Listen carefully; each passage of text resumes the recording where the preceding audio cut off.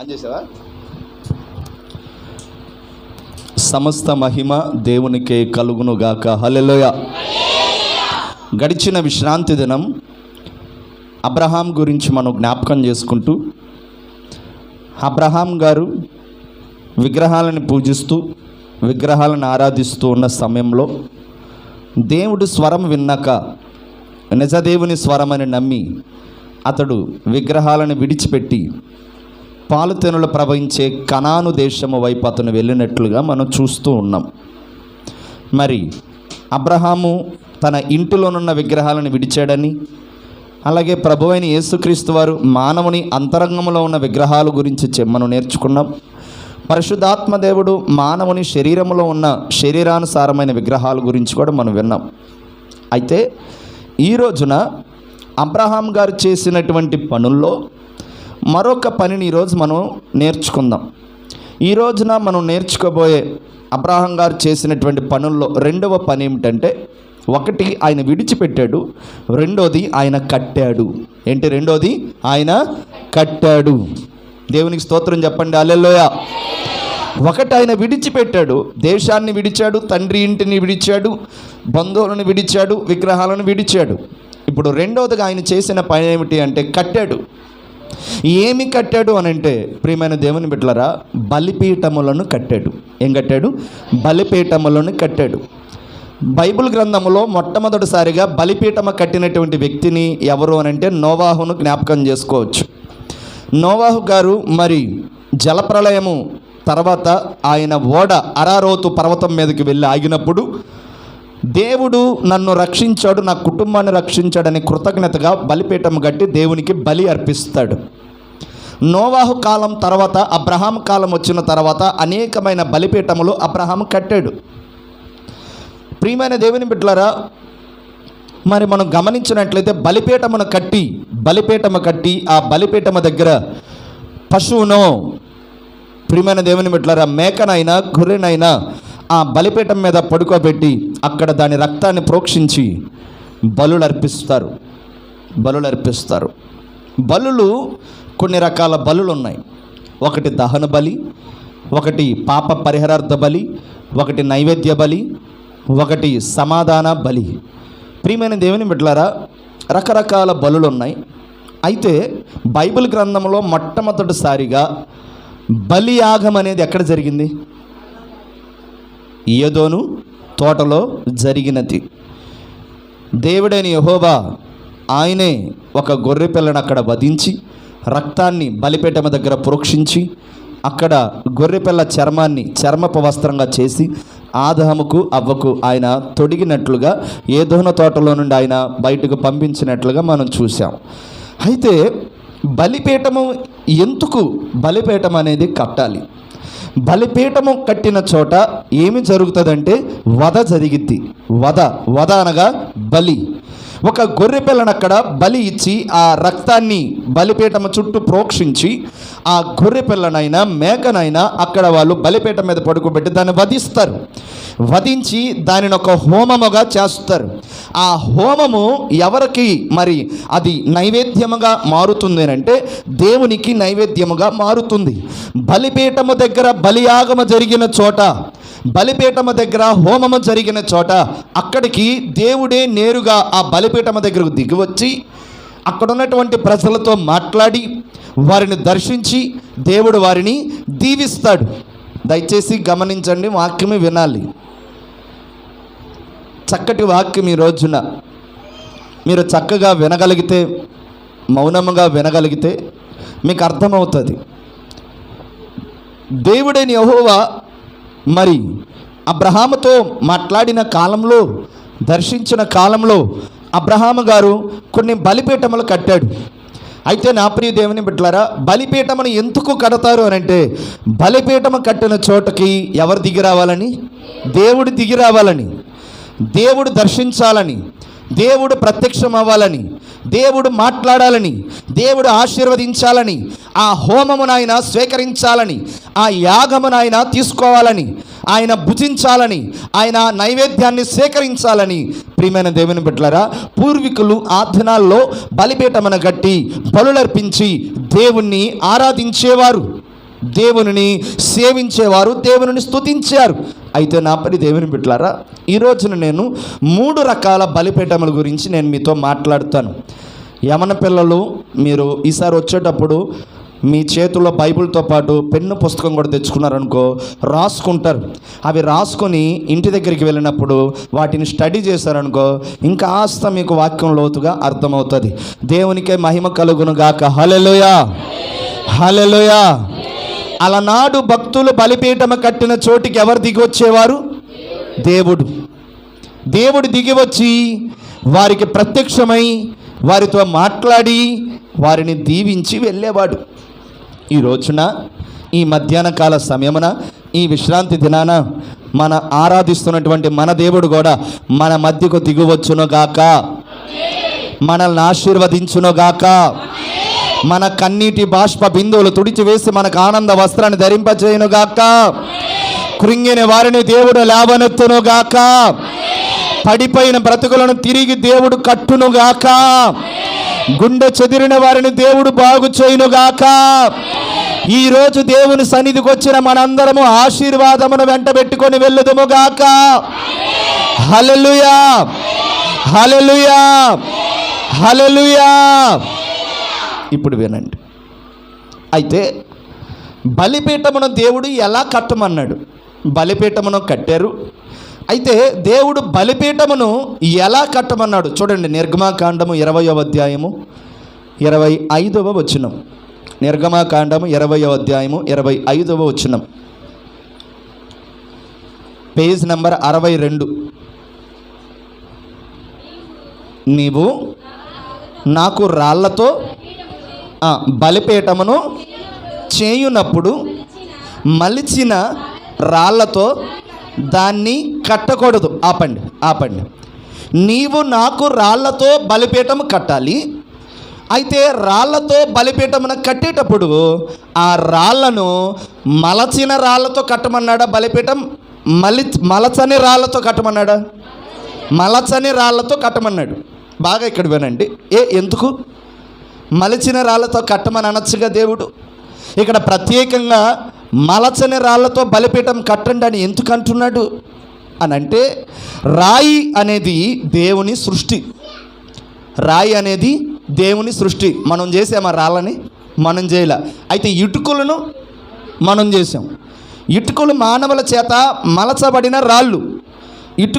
ఇటుక రాళ్ళు మానవుల చేత చేయబడిన రాళ్ళు. అయితే కొన్ని రాళ్ళు ఉన్నాయి, అవి దేవుని సృష్టి, దేవుని నిబంధన. అయితే ఇక్కడ దేవుడు అంటున్నాడు, ఇదిగో ఈ భూమి మీద నేను సృష్టించిన రాళ్ళు ఉన్నాయి కదా, ఆ రాళ్ళని మలచకండి, ఆ రాళ్ళను చెక్కకండి, ఆ రాళ్ళను నునుపుగా చేయకండి. ఆ రాళ్ళు ఎలాగైతే ఉన్నాయో అలాగే బలిపీఠం కట్టండి. ఆ రాళ్ళు ఎలాగైతే ఉన్నాయో అలాగే బలిపీఠం కట్టండి. దీని అర్థం ఏంటంటే, దేవుని నిబంధన, దేవుని వాక్యం, దేవుని ధర్మశాస్త్రం, దేవుని ఉపదేశం ఎలాగైతే ఉన్నదో దాన్ని మలచకూడదు. అర్థమవుతుందా? కాస్త లోతుగా ఉంటుంది, అర్థం చేసుకుని వినండి. దేవుని వాక్యం ఎలాగైతే గ్రంథంలో ఉన్నదో దాన్ని దైవజనులు ఈ బలిపీఠం మీద నిలబడి మీకు బోధించేటప్పుడు దాన్ని ఏం చేయకూడదు? మలచకూడదు, దాన్ని మార్చకూడదు, దాన్ని మాకు అనుకూలంగా చేసుకొని మేము బోధించకూడదు. ఆ మలచని రాళ్లతో ఎలాగైతే బలిపీఠం కట్టమన్నాడో, ప్రియమైన దేవుని బిడ్డలారా, దేవుని వాక్యమును కూడా ఉన్నది ఉన్నట్లుగా మీకు మేము బలిపీఠము కట్టాలి. దేవుని ఉపదేశాన్ని ఉన్నట్లుగా మేము చెప్పాలి. మాకు అనుకూలంగా మేము మార్చుకొని, మాకు నచ్చినట్టుగా మేము మార్చుకొని, ప్రియమైన దేవుని బిడ్డలారా, మేము బలిపీఠంలో కట్టే వాళ్ళంగా ఉండకూడదు. ఈరోజు చాలా చోట్ల దేవుని వాక్యాలను మలచేస్తున్నారు, దేవుని వాక్యాలని కలుషితం చేసేస్తున్నారు, దేవుని వాక్యాలని వాళ్ళకు నచ్చినట్లుగా మలుచుకుంటున్నారు, మార్చుకుంటున్నారు, ఆ రీతిలుగా బలిపీఠములు కడుతున్నారు. ఇది దేవునికి వ్యతిరేకమైన పద్ధతి. దేవుడు మాట్లాడుతున్నాడు, ఓ అబ్రహామా, ఇదిగో నువ్వు రాళ్లతో బలిపీఠం కట్టాలి. అయితే ఆ కట్టుతున్నటువంటి రాళ్లతో కట్టుతున్న బలిపీఠం ఎలా కట్టాలంటే మలచని రాళ్లతో కట్టు, మలచకుండా కట్టు. ఈ బలిపీఠం మీద నిలబడి దేవుని వాక్యాన్ని బోధిస్తున్నటువంటి దైవ సేవకులుగా చెప్పబడుతున్న మేము కూడా ఇదిగో వాక్యమనే రాయిని, వాక్యమనే ఉపదేశాన్ని, వాక్యమనే నిబంధనను మేము మలచకుండా, మార్చకుండా ఆ నిబంధనగా మీకు మేము కట్టాలి. నా ప్రియ దేవుని బిడ్డలారా, దేవునికే మహిమ కలుగును గాక. హల్లెలూయా. అయితే ఏ బోధ, ఏ సంఘములు అయితే ఇదిగో మలచకుండా, మార్చకుండా ఉన్నది ఉన్నట్లుగా బోధిస్తూ ఉన్నారో, ఆ బోధింపబడుతున్న చోట ఎవరైతే నిలుస్తారో, ఆ బోధిస్తున్న చోట ఎవరైతే నిలిచి ఆ బోధను స్వీకరించుకుంటారో వారి జీవితాలు ఏమవుతాయంటే కట్టబడతాయి. ప్రియమైన దేవుని బిడ్డలారా, మొదటగా బలిపీఠమును దేవుడు ఎలా కట్టమన్నాడంటే మలచని రాళ్లతో కట్టమన్నాడు. అయితే నా ప్రియ దేవుని బిడ్డలారా, అబ్రహాం గారు విగ్రహాలను విడిచిపెట్టాడు. తన తండ్రి ఇంటిని, తన స్వదేశాన్ని, తన బంధువులందరిని విడిచిపెట్టి బయలుదేరాడు. పాలు తెనులు ప్రవహించే కనాను దేశానికి బయలుదేరాడు. అలా బయలుదేరుతున్నటువంటి అబ్రహాము ఆయన మొదటగా ఇక్కడ ఏమి చేస్తున్నాడంటే కొన్ని బలిపీఠములు కట్టాడు. అయితే ఆయన కట్టిన మొదటి బలిపీఠము మనకు ఏమని సూచన ఇస్తుందో అది చూద్దాం. చూడండి, ఆయన కట్టిన మొదటి బలిపీఠము ఎక్కడ కట్టాడు, ఏ రీతిగా కట్టాడు, అసలు ఎందుకు కట్టాడు, ఆ బలిపీఠం మనకి ఏమని చెప్తుంది. ఆదికాండం 12వ అధ్యాయము 7వ వచనం. ఆదికాండం 12వ అధ్యాయము 7వ వచనం. యెహోవా అబ్రామునకు ప్రత్యక్షమై నీ సంతానమునకు ఈ దేశమును ఇచ్చేదనని చెప్పగా అతడు తనకు ప్రత్యక్షమైన యెహోవాకు ఒక బలిపీఠము కట్టెను. ఈ పదము నాతో పాటు చెప్పండి. ప్రత్యక్షమైన, కాస్త పెద్దగా చెప్పండి అందరూ. ప్రత్యక్షమైన యెహోవాకు అక్కడ ఒక బలిపీఠము కట్టెను. హల్లెలూయా. ఇప్పుడు బాగా వినండి, తలలెత్తండి అందరూ. దేవుడైన యెహోవా అబ్రహాముకి ఎక్కడైతే ప్రత్యక్షమయ్యాడో, దేవుడైన యెహోవా అబ్రహాముతో ఎక్కడైతే మాట్లాడాడో, దేవుడైన యెహోవా అబ్రహామును ఎక్కడైతే దర్శించాడో, ఆ దర్శించిన చోట, ప్రత్యక్షమైన చోట ఒక బలిపీఠమును అబ్రహాము కట్టాడు. ఈ బలిపీఠమునకు ఏ పేరు పెట్టచ్చు అంటే ప్రత్యక్షత గల బలిపీఠం. చెప్పండి అందరూ, కాస్త పెద్దగా చెప్పండి. ప్రత్యక్షత గల బలిపీఠం. ప్రత్యక్షత గల బలిపీఠం. ఇప్పుడు వినండి, దేవుడు అబ్రహాముకు ప్రత్యక్షమైన చోట అతడు బలిపీఠం కట్టాడు. దేవుడు అబ్రహామును దర్శించిన చోట అక్కడ బలిపీఠమును కట్టాడు. దేవుడు అబ్రహాముతో మాట్లాడిన చోట అక్కడ బలిపీఠం కట్టాడు. దేవుడు నాతో మాట్లాడాడు, దేవుడు నాకు ప్రత్యక్షమయ్యాడు, దేవుడు నన్ను దర్శించాడు. అందుకు గుర్తుగా రాబోయే దినాల్లో జనులు తెలుసుకునేలాగున దేవుడు ఈ స్థలంలో నాకు ప్రత్యక్షమయ్యాడని అబ్రహాము ఇక్కడ దేవునికి ఒక బలిపీఠం కట్టాడు. నా ప్రియ దేవుని బిడ్డలారా, దేవుడు ఆనాడు ఆ దినాలలో రకరకాలుగా ఆయన ప్రత్యక్షమయ్యాడు. ఎక్కడ ఆయన ప్రత్యక్షతను ఆపల. ఆ దినాల్లో ప్రవక్తల కాలంలో, రాజుల కాలంలో, భక్తుల కాలంలో ఆయనే నేరుగా బలిపీఠముల దగ్గరికి వచ్చి తనను తాను ప్రత్యక్షపరుచుకున్నాడు. తన మహిమను చూపించాడు, తన అభిషేకాన్ని చూపించాడు. ఆయనే దేవదూతల ఆకారాలలో వచ్చి ప్రత్యక్షమయ్యాడు. ఆయనే నరుల ఆకారాలలో వచ్చి ప్రత్యక్షమయ్యాడు. ప్రత్యక్ష గుడారము దేవునికి వాళ్ళు ఇశ్రాయేలీలు మోషే కాలంలో కట్టినప్పుడు అదిగో ఆ ప్రత్యక్ష గుడారములోనికి కూడా దేవుడు ప్రత్యక్షమైనట్లుగా మనం చూస్తూ ఉన్నాం. ఆవరణము, పరిశుద్ధ స్థలము, అతి పరిశుద్ధ స్థలము దగ్గరకు కూడా దేవుడు వచ్చి ప్రత్యక్షమైనట్లుగా చూస్తూ ఉన్నాం.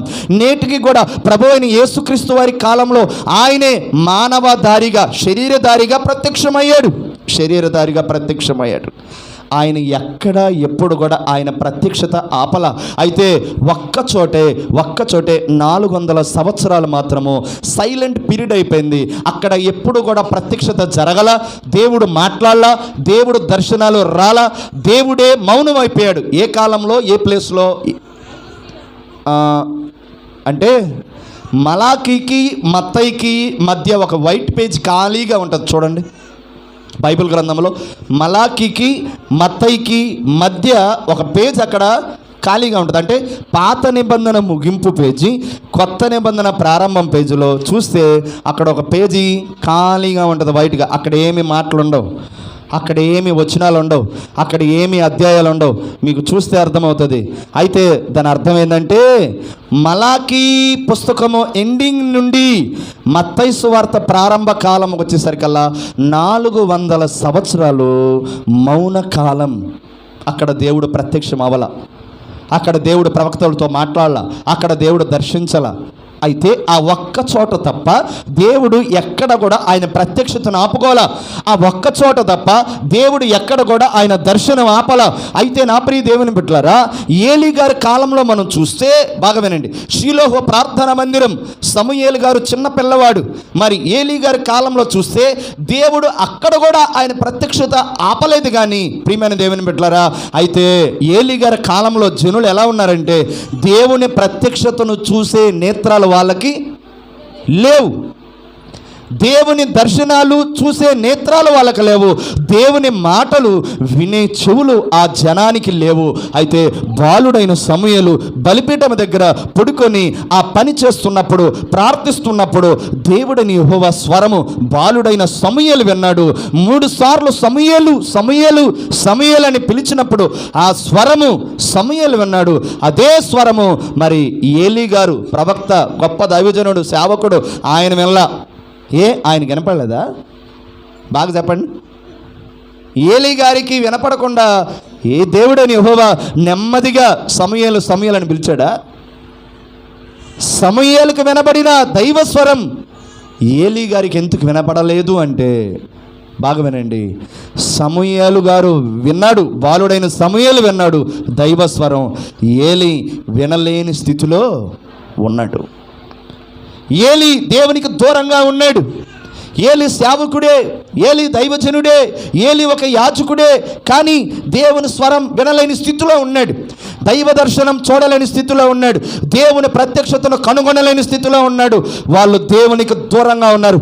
ఏలీ గారి కుమారులు, ఏలీ కుటుంబం, ఇశ్రాయేలు ప్రజలు వాళ్ళందరూ దైవ ప్రత్యక్షతను అనుభవించకుండా, దేవుని కనిపెట్టకుండా, దేవుని దర్శనము చూడకుండా, దేవుని స్వరము వినలేని స్థితిలో వాళ్ళు దేవునికి బహుదూరంగా ఉన్నారు. అయితే సమూయేలు దేవునికి దగ్గరగా ఉన్నాడు. ఆయన ఆ బాలుడైన సమూయేలు దేవుని స్వరము వింటూ ఉన్నాడు. దేవునికి స్తోత్రం చెప్పండి. హల్లెలూయా, హల్లెలూయా. ఈ మధ్యాహ్న కాల సమయంలో, ఈ విశ్రాంతి దినమున ఆరాధిస్తున్న సమయంలో దేవుడు ఇక్కడ కూడా ప్రత్యక్షం అవ్వలేదా? చెప్పండి. దేవుడు ఇక్కడ కూడా ప్రత్యక్షం అవ్వలేదా? అయ్యాడా లేదా? అయ్యాడు. ప్రతి ఆదివారం దేవుడు ప్రత్యక్షం అవుతున్నాడు. కుటుంబ ప్రార్థన జరుగుతున్న చోట దేవుడు ప్రత్యక్షం అవుతున్నాడు. గృహ కూడికలు జరుగుతున్న చోట దేవుడు ప్రత్యక్షం అవుతున్నాడు. సువార్త సభలు జరుగుతున్న చోట దేవుడు ప్రత్యక్షం అవుతున్నాడు. అలనాడు దేవుడే తన మహిమ రూపముగా ప్రత్యక్షమైతే, అలనాడు యేసుక్రీస్తు ఆయన మానవదారిగా ప్రత్యక్షమైతే, ఈనాడు పరిశుద్ధాత్మ దేవుని కాలంలో దేవుడు ఎలా ప్రత్యక్షమవుతున్నాడు? ఆయన ఎవరు చెప్పారు? ఆయన వాక్యముల ద్వారా ప్రత్యక్షమవుతున్నాడు. దేవునికి స్తోత్రం చెప్పండి. హల్లెలూయా. వాక్యము ద్వారా ప్రతి వారం ఆయన ప్రత్యక్షమవుతూనే ఉన్నాడు. వాక్యము ద్వారా ప్రతి ఆదివారం ఆయన ప్రత్యక్షమవుతూనే ఉన్నాడు. నీ ముందు నిలబడి ఆయన మాట్లాడుతున్నాడు, నీ ముందు నిలబడి ఆయన మాట్లాడుతున్నాడు. అయితే ఇక్కడ బాగా గమనిస్తే ప్రత్యక్షమైన స్థలములో వెంటనే అక్కడే బలిపీఠం కట్టాడు. ఎవరు? అబ్రహాం. దేవునికి స్తోత్రం చెప్పండి. హల్లెలూయా. ప్రత్యక్షమైన వెంటనే దేవునికి ఒక బలిపీఠం కట్టాడు. అక్కడే కట్టాడు. బలిపీఠం అనగా అర్థం ఏంటంటే వధస్థలం. ఏంటి? వధస్థలం. కాస్త కఠినమైనదే. ఒక జంతువును అక్కడ వధిస్తారు. ఇంకొక మాటగా చెప్పాలంటే సమర్పణ స్థలం. బలిపీఠం అనగా అర్థం సమర్పణ స్థలం. ఇప్పుడు దేవుడని యెహోవా ప్రత్యక్షమైన చోట ఒక బలిపీఠము కట్టాడనగా సమర్పించుకున్న స్థలముగా చెప్పబడుతుంది. దేవుడు ప్రతి ఆదివారం ఇదిగో ప్రత్యక్షమవుతున్నప్పుడు, ప్రత్యక్షమై నీతో మాట్లాడుతున్నప్పుడు నీవు సమర్పించుకోగలుగుతున్నావా? నీవు అర్పించబడుతున్నావా? ఇదిగో దేవునికి ఇష్టమైన బిడ్డగా నువ్వే ఒక అర్పణగా అర్పించబడుతున్నావా? నీవే ఒక సమర్పణగా సమర్పించబడుతున్నావా? నీలోనే ఒక బలియాగం జరుగుతుందా? దేవుడి నీతో మాట్లాడుతున్నప్పుడు ఇదిగో నీలో ఇష్టం లేనివన్నిటిని కూడా నువ్వు బలిగా నువ్వు చేయగలుగుతున్నావా? వాటిని వధించగలుగుతున్నావా? ప్రియమైన దేవుని బిడ్డలారా, చాలాసార్లు దేవుడు ప్రత్యక్షమవుతున్నాడు, ఆయన మాట్లాడుతున్నాడు, ఆయన సంధిస్తున్నాడు, ఆయన నీకు ఇష్టం లేనివన్నీ కూడా తీసివేసుకో అని చెప్తున్నాడు. కానీ ఆశ్చర్యకరమైన బాధాకరమైన విషయం ఏంటంటే జనము వస్తున్నారు, వింటున్నారు, ఆయన ప్రత్యక్షమైనా కూడా ఆయనకి బలిపీఠములు కట్టక, సమర్పించబడక, బలియాగమ జరగక, వధయాగమ జరగక వస్తున్నారు, వింటున్నారు, వెళ్ళిపోతున్నారు. ఆయన వచ్చి ప్రత్యక్షమై మాట్లాడి ఆయన వెళ్ళిపోతున్నాడు. ఆయనేమో ఆశీర్వాదాలు తీసుకొస్తున్నాడు, అయితే తీసుకోలేని స్థితిలో మనమున్నాం. ఆయన దీవెనను తీసుకొచ్చి ఇక్కడ నిలబడ్డాడు, అయితే ఆ దీవెన తీసుకొని వచ్చి నిలబడిన దేవుని చేతిలో నుండి దీవెనలు మనం తీసుకోలేని స్థితిలో ఉన్నాం. ఎందుకో తెలుసా? నువ్వింకా బలిపీఠముగా కట్టబడలా, నువ్వింకా సమర్పించబడలా, నువ్వింకా దేవునికి అర్పణ చెందలా, నువ్వింకా దేవునికి అర్పించబడలా. నీవే ఒక హోమముగా మారలా, నీవే ఒక యాగముగా మారలా, నీవే ఒక దేవునికి బలియాగముగా మారలా, నీవే ఒక ధూపముగా మారలా, నీవే ఒక నైవేద్యముగా మారలా. మీరు దానాయపేట నుండి వచ్చేదారులు ఆ గుడి దగ్గర నేను సాయంత్రం నుండి అనుకుంటా కొన్ని పొట్టేళ్ళను కట్టేసి ఉన్నారు. ఈరోజు ఆదివారం, మరి కొద్దిసేపట్లోనే లేకపోతే ఈ పాటికోనేమో ఆ పొట్టేళ్లను, కట్టబడిన పొట్టేళ్లను వాళ్ళు ఏం చేస్తారు? బలిస్తారు. ఆ రోడ్డు అంతా, అక్కడంతా గుడి ఎదురంతా రక్త ప్రోక్షణ చేస్తారు. వాళ్ళు రక్తాన్ని చిందిస్తారు. వాళ్ళు రక్తం చిందిస్తే ఇదిగో ఊరికి మంచిది, ఇదిగో పొలాల్లో వాళ్ళు విత్తనాలు వేశారు కదా, వాటికి మంచిది, పొలానికి మంచిది, చేతి పనులకు మంచిది, ఊరికి మంచిదని కొన్ని పొట్టేలను తీసుకొని వచ్చి వాళ్ళు బలులు ఇస్తుంటారు. వాళ్ళు కోడెలను, దూడలను వాళ్ళు బలులిచ్చి రక్త ప్రోక్షణ చేస్తూ ఉంటారు. అలా చేస్తే మంచిది అని. కానీ వాళ్ళకు తెలీదు. ఆల్రెడీ ఈ ప్రపంచానికే ఒక మంచి చేయాలని ప్రభు అయిన యేసుక్రీస్తు వారే ఆయనే ఒక గొర్రెపిల్లగా వచ్చి ఏమయ్యాడు? బలయ్యాడు. అది వాళ్ళకు తెలీదు. బలయ్యాడు, రక్తాన్ని చిందించాడు. అందరికీ మంచి జరగాలని, అందరికీ శాపం పోవాలని, అందరికీ దోషం పోవాలని ఆయనే బలయ్యాడు. కానీ ఇంకా అన్యులకి తెలియక ఇదిగో కోడెలని, దూడలని, గొర్రె పిల్లలను, మేకలను, పొట్టేలను వాళ్ళు బలులిస్తూ ఉన్నారు. అయితే అబ్రహామే దేవునికి ఒక బలిపీఠం కట్టి ఆ రోజుల్లో, ఆ దినాల్లో ఒక గొర్రె పిల్లను అక్కడ వధించి చేస్తూ ఉన్నాడు. ఇది దేనికి సంకేతము అని అంటే, దేవుడు నీకు ప్రత్యక్షమై నీతో మాట్లాడిన చోటే, అనగా ఇక్కడే నువ్వు వాక్యం వింటూ ఉండగానే నీలోనే ఏం జరగాలంటే ఒక సమర్పణ జరగాలి, ఒక వధస్థానం జరగాలి. నీలో దేవునికి నచ్చని వాటి అన్నిటిని నువ్వేం చేయాలంటే వధించేయాలి. ఏమున్నాయి నీకు నచ్చనివి దేవునిలో? అపవిత్రమైన మాటలు నువ్వు మాట్లాడుతున్నావా? అయితే నువ్వు వాక్యం వింటున్నాడుగానే, నువ్వు దేవుడు ప్రత్యక్షమై మాట్లాడుతూ ఉండగానే దేవునికి నచ్చని అపవిత్రమైన క్రియలన్నింటిని వధిస్తున్నావా? ఇదిగో దేవునికి నచ్చని మార్గాలు నడుస్తున్నావే, దేవునితో మాట్లాడుతూ ఉండగానే వాటిని వధిస్తున్నావా? ఇదిగో దేవునికి నచ్చని రూట్లో నడుస్తున్నావు, ఇదిగో దేవునితో సంధిస్తూ ఉండగానే ఇదిగో నీ హృదయంలో దేవునికి నచ్చని క్రియలు ఉన్నాయి, వాటిని వధిస్తున్నావా? ఇక్కడే వధయాగం జరగాలి, ఇక్కడే సమర్పణ జరగాలి, ఇక్కడే అర్పణ జరగాలి. అందుకే దేవుడు ప్రత్యక్షమైన వెంటనే అక్కడే ఒక బలిపీఠం కట్టాడు. ఇది దేనికి సంకేతం అంటే, దేవుడు నన్ను దర్శించాడు, దేవుడు నాతో మాట్లాడాడు, దేవుడు నాకు ప్రత్యక్షమయ్యాడు, అందుకు నేను ఇక్కడే బలిపీఠం కడుతున్నానని అబ్రహాము కట్టాడు. చప్పట్లు కొట్టండి ఒకసారి.